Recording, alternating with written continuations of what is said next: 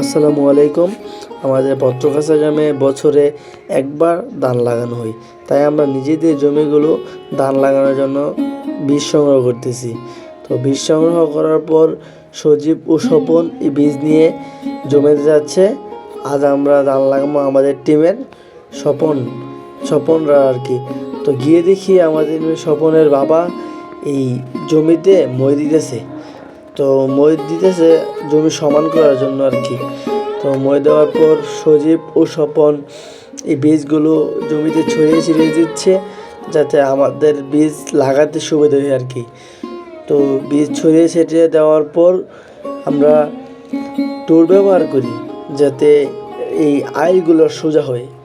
এই আইল সোজা করার জন্য ডোর ব্যবহার করি। তো ডোর ব্যবহার করার পর আমরা ধান লাগানো শুরু করলাম। আমরা ধান লাগাই আমরা তিনজনই, আমাদের টিমে শুধু আমরা তিনজনই আছি আর কি। তো তিনজন মিলেমিশে ধান লাগাই। লাগানোর পর আমাদের খাবার সময় হলে আমরা খাবার খেতে চলে যাই।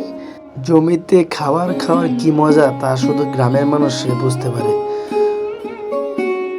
আমার মনে হয় শুধু গ্রামের মানুষরাই এই মুহূর্তগুলো উপভোগ করতে পারে।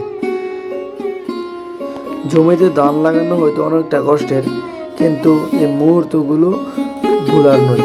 এগুলো সারা জীবন মনে থাকে। যখন আমরা দূরে চলে যাব, তখন এই মুহূর্তগুলো, এই স্মৃতিগুলোই মনে থাকবে।